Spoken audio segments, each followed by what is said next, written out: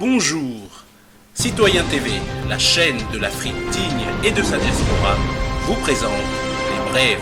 Au sommaire, Côte d'Ivoire, mobilisation du 28 septembre 2015 sur la RTI et la CEI. Intervention de Michel Gbagbo sur Event News TV. Mobilisation contre le franc CFA et pour finir, actualité en RDC. Tout de suite, Côte d'Ivoire. Mobilisation du 28 septembre 2015 sur la RTI et la CEI. Réaction des manifestants. Nous sommes venus ici pour lancer un message fort aux Ivoiriens et à la communauté internationale pour dire qu'en Côte d'Ivoire, il n'y a pas de démocratie. Parce que c'est un scandale qu'à la veille des élections, notre chaîne qui est la RTI, pour laquelle nous payons des redevances, soit aux mains d'un seul candidat. C'est inadmissible, nous pouvons accepter cela. Nous contestons la CEI, nous ne sommes pas d'accord avec les composants de la CEI, parce que Youssouf Bakayoko, c'est de lui qui est parti tout ce que nous avons vécu en 2010. Je dis moi, je ne suis jamais venu à une marche. Depuis que la Côte d'Ivoire est Côte d'Ivoire, je ne suis jamais venu à une marche. Mais aujourd'hui, je suis venu dire au président de la République d'entendre le cri de cœur des Ivoiriens et des Ivoiriennes. Il n'a qu'à libérer tous ses frères et ses enfants qui sont en prison pour que la paix revienne avant d'aller aux élections. Motivé pour descendre dans la rue, ça veut dire que Côte d'Ivoire n'a qu'à être paix. On met les gens en prison. Nous ne voulons pas qu'on met les gens en prison. Je pense qu'il y a grave violation de la Constitution et le président actuel, je pense qu'il a la même mise sur la CEI. Le président même de la CEI, il n'a pas d'autorité, n'est-ce pas? Son autorité, lui, a été carrément arrachée. Donc il est stérile, il est neutre, il est carrément il est sans pouvoir, sans autorité. Donc nous ne voulons pas ça. Nous voulons une CEI impartiale qui a autour de sa table, je pense que tous les autres candidats ou alors tous les autres représentants de tous les candidats, les 10 candidats doivent être représentés à la CEI. Tout de suite, intervention de Michel Gbagbo sur Event News TV. Monsieur le secrétaire national, c'est l'homme politique que vous êtes. On va être tenté, vous voyez, de vous demander comment va la Côte d'Ivoire aujourd'hui. Je vous remercie, monsieur Ndiabré. Le fait même que vous parliez de prisonniers politiques montre bien que la Côte d'Ivoire va mal. D'accord. Le fait même que vous posiez la question montre bien que derrière ça, vous avez une petite idée de la situation. D'accord. Pour un regard extérieur, on peut prendre des éléments amusants, entre griffes. D'accord. Monsieur le directeur de la télévision ivoirienne, la télévision publique, Oui. s'appelle Bakayoko. Oui. Son nom de famille. D'accord. Monsieur le ministre de l'Intérieur, ministre d'État, s'appelle monsieur Bakayoko. D'accord. Monsieur le chef d'état-major des armées s'appelle Bakayoko. D'accord. Monsieur le directeur de la commission électorale indépendante s'appelle Bakayoko. Mais monsieur le SR, est-ce que ce n'est pas juste une coïncidence? Alors, c'est vrai, on peut le dire, mais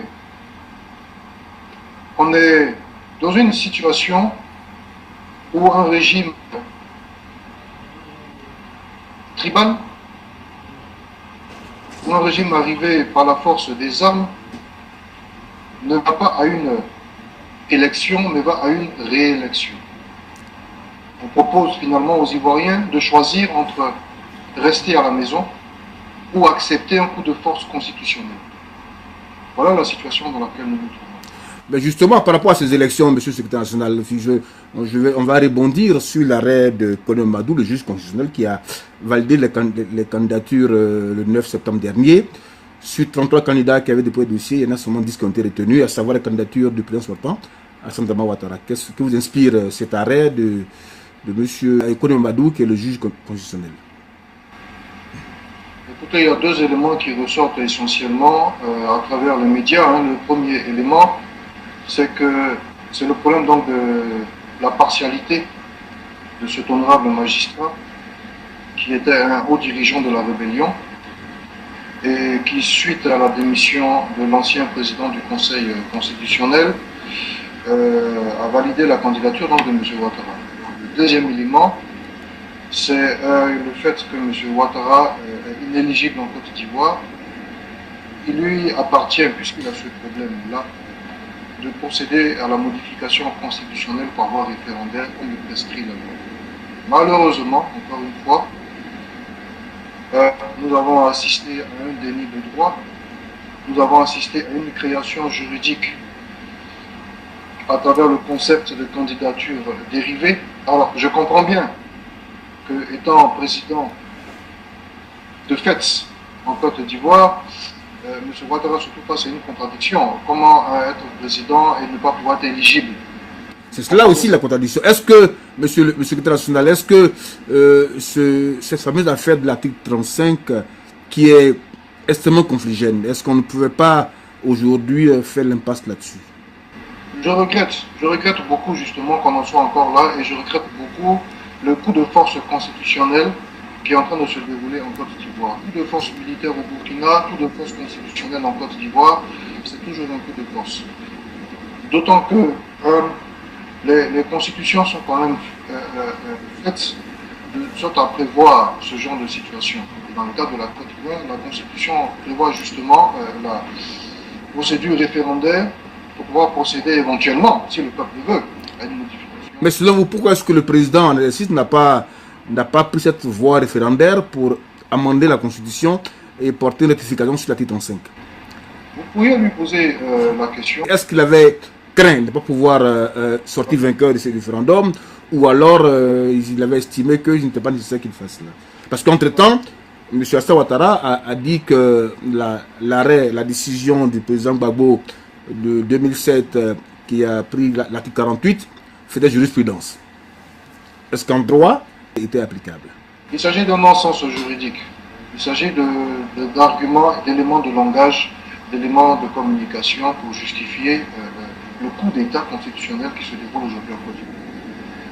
M. Ouattara, Alassane Dramane Ouattara ou Alassane Ouattara, c'est selon, elle n'est pas éligible en Côte d'Ivoire.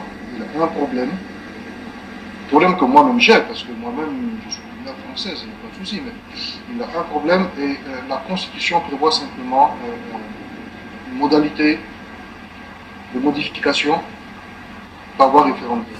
C'est dommage que face à ce problème, il est jugé utile d'utiliser encore le passage en force plutôt que le dialogue national. C'est vraiment dommage. C'est vraiment ce que je constate, et c'est quelque chose que je dénonce.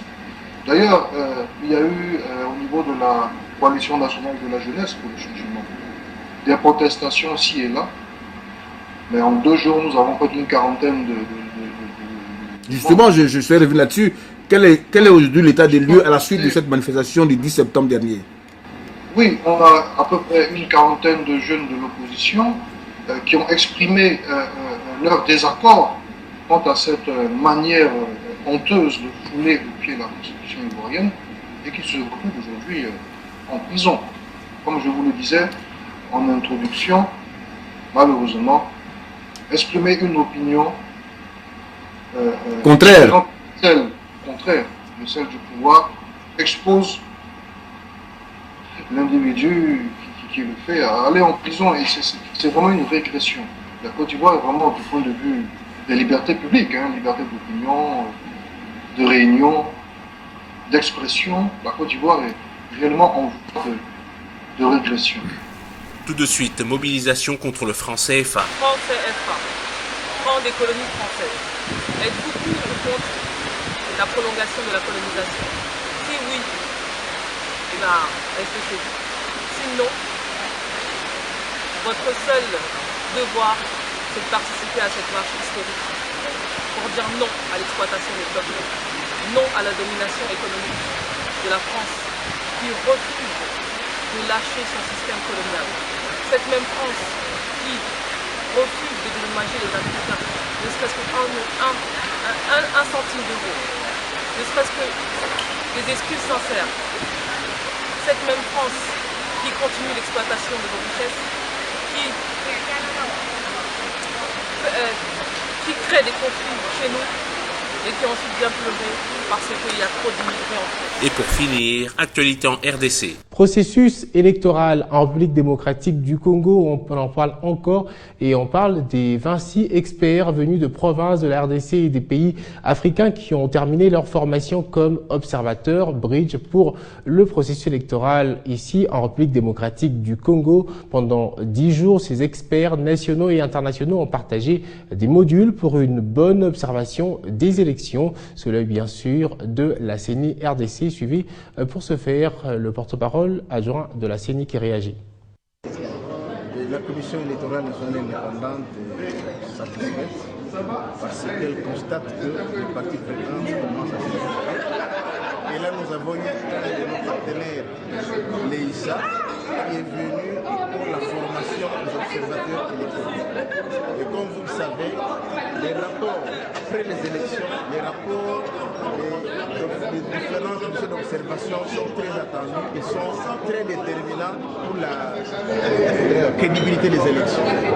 Et comme on commence à former des observateurs ici à l'interne, nous pensons qu'ils vont aider d'abord à ce que l'activité électorale puisse s'améliorer et ensuite ils vont faire en sorte qu'ils puissent faire des rapports objectifs parce qu'ils ont toute la matière et toutes les règles en façon. Vous avez certainement remarqué qu'à la suite du réaménagement technique de l'équipe gouvernementale Matata 2, les noms des membres des partis politiques du G7, dont l'UNAFEC, l'ARC, le PDC ou encore la CO figurent également sur la liste. Et le pourquoi a été tout récemment expliqué dans un communiqué. Ceci fait suite à l'attachement de la majorité parlementaire au chef de l'État Joseph Kabila. L'on se souviendra de la rentrée politique de la MP du dimanche 20 septembre dernier ayant démontré la loyauté à l'autorité morale de la majorité présidentielle, poussant celui-ci à réagir en nommant des nouveaux membres du gouvernement au sein des mêmes partis concernés par les sanctions présidentielles. Et de ce réaménagement technique, il faut noter que certaines corrections ont été apportées en termes de l'implication dans l'action gouvernementale de certains partis membres de la majorité présidentielle qui n'étaient pas représentés au gouvernement ou qui l'étaient moins. En exemple, le cas de la FDC et alliés, troisième force politique au nombre des parlementaires qui jusque-là n'avaient que le ministère de l'économie. Elle s'est vue confier le ministère des Affaires sociales et Actions humanitaires. Et justement, au sujet de ce ministère confié à la FDC, l'on se réjouit du côté des femmes de ce parti à travers leur ligue, ceci puisque l'une d'entre elles a été choisie à ce poste. C'est ainsi qu'elles ont manifesté leur joie et ont remercié le président de la République de cette nomination. Elles l'ont fait savoir aux médias à travers une déclaration rendue publique le week-end. Elle a été élue par Claudine Ndoussi, présidente de la Ligue de femmes de ce parti cher à Bahati Lukwebo, actuel ministre de l'économie. Camarades, autorité morale de la majorité présidentielle et chef de l'État, nous, femmes de l'Alliance des forces démocratiques du Congo, AFDC en sigle, parti politique cher à son Excellence M. Modeste Bahati Lukwebo, ministre de l'économie nationale, prenons la parole en ces jours pour exprimer notre joie et notre sincère gratitude à votre Excellence pour avoir relevé Madame Adèle Debassale Kanda, membre de la Ligue de femmes de notre cher parti, au rang du ministre des Affaires sociales et Actions humanitaires. C'est ici le moment de rappeler que l'Alliance des forces démocratiques du Congo est membre de la majorité présidentielle. Le geste que vous venez de poser symbolise la considération que vous avez envers notre parti et l'engagement de maintenir la cohésion dans notre famille politique. Pour demander à votre Excellence de continuer sur la même lancée et de promouvoir toujours l'équité et la justice au sein de notre famille politique, j'ai cité la majorité présidentielle. Nos pensées se dirigent également vers son Excellence Bahati Lukwebo, qui n'a cessé d'exprimer sa loyauté au chef de l'État, tant dans les moments difficiles que dans les moments de joie.